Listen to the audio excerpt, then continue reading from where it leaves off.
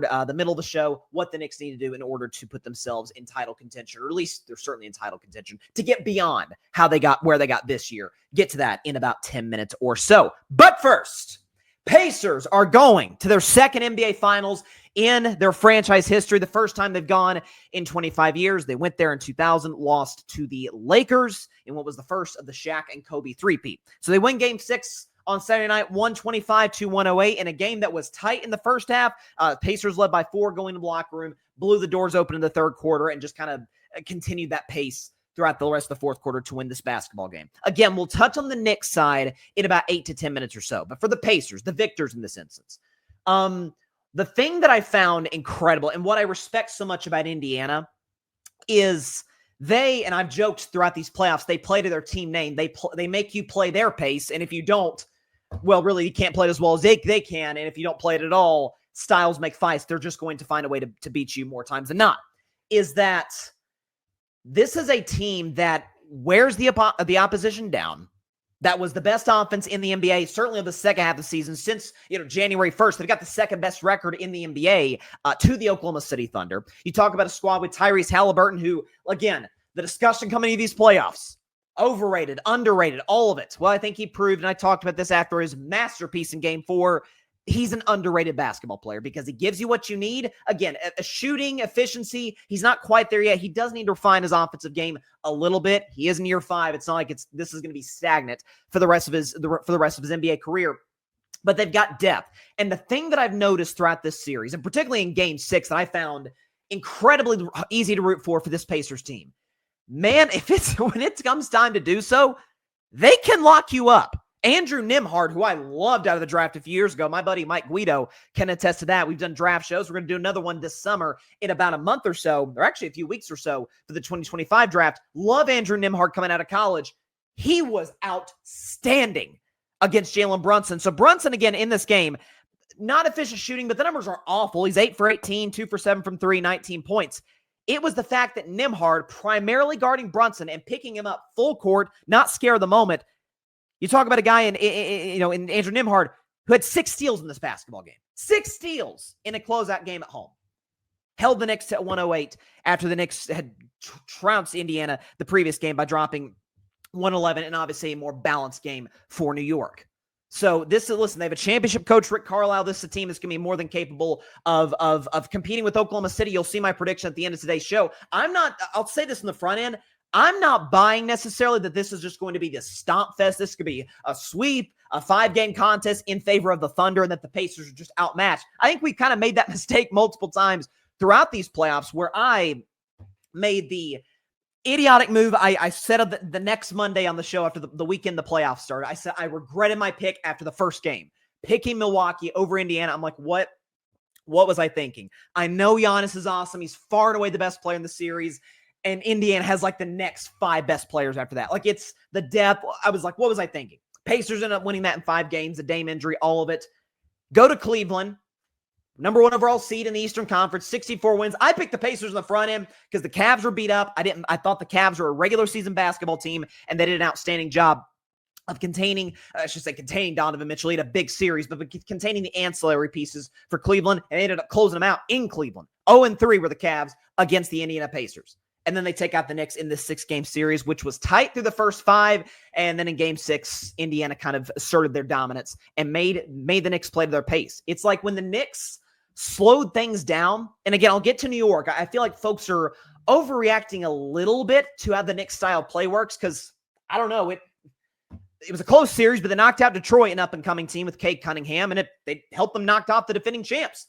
When Jason Tatum was healthy throughout the course of that series, they just ran into a better basketball team and a team that plays in the modern way when it comes to, yes, they shoot threes, but I think they're in like the bottom half of the NBA in terms of 3-point attempts. Like they're not just going to come in like the Celtics or come in like the Rockets with James Harden and shoot 53s just for the heck of it, just because that's part of the game plan. They let the game come to them, and that's what I love about Haliburton.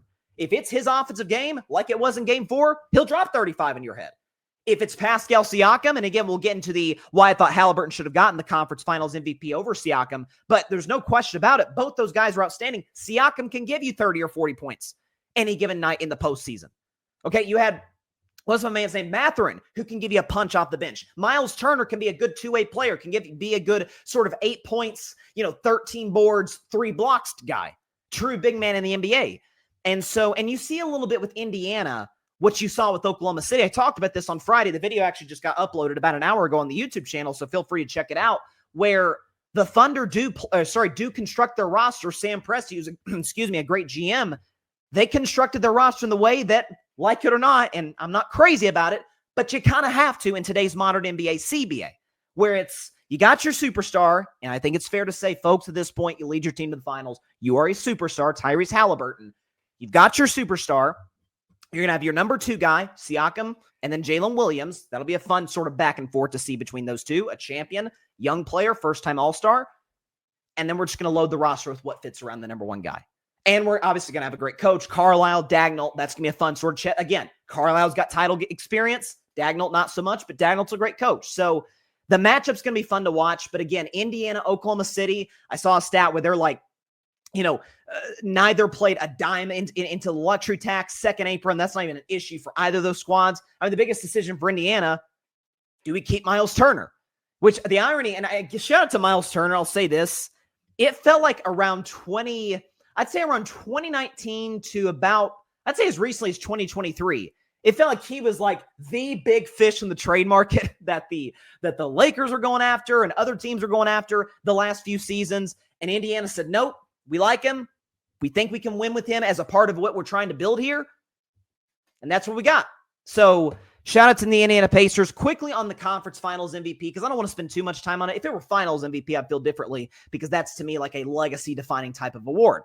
Is that, listen, nothing against Pascal Siakam, who in game 6, if we can pull up his numbers here, in game 6, hang on just a second, was fantastic. Gave you 31 points, 5 rebounds. Haliburton should have gotten conference finals MVP. So we can show you sort of the side-by-side between these two guys. And it's close. Again, Siakam beats Haliburton by 3 points in terms of points per game. Field goal percentage, 7% better than Haliburton. That'll work. And the 3-point percentage, exponentially better than Haliburton. 50%, 32%, that'll work. The Haliburton, if we're just sticking to the shooting, was 14% better from the free throw line at 81, nearly 82%. Still averaged 21 a game, gave you 10.5 assists, actually beat Siakam in rebounds 6-5. And averaged 2.5 steals a game. And to me, what any series MVP comes down to, yes, the numbers have to matter, but what are the moments? And nothing against Siakam, but I do think there was an element of, okay, Haliburton literally had the most iconic moment of the series in the first game, in the Reggie Miller iconic choke moment when he thought he hit the game-winning 3 on like Kawhi Leonard style, shoots the shot, bounce up, falls in, shooter's touch, sends that to overtime, Pacers win. And then he had the best overall game of the series in game 4 when he had the 30-point triple-double with no turnovers. So respect to Siakam, but I think an element that I struggle to give him the conference finals MVP for, if I can just pull this up here, in that game 5, rather game 6. Do we have this on my phone? I thought I saved it. Yeah, here we go. Kind of inconsistent in this series. 17 points, 39 points, 17 points, 30 points, 15 points, 31 points. I mean, I'm going to start calling him even game Siakam. I mean, that's kind of what he's become. Really, I guess game 1 of the 19 finals would disprove that with what he did to my Warriors, but it's nothing against Pascal. I mean, this is a guy, again, who's a champion in 2019 with the Raptors, was the second best player on that team. There was maybe a case he was finals MVP in 19. I actually would have given it to Kyle Lowry. Either way, he has experience. He's an all-star, and he's your number 2 scoring pop, in the starting lineup who can give you 30 at a moment's notice. So how he's going to be able to get that scoring against the Oklahoma City defense will be fun to watch.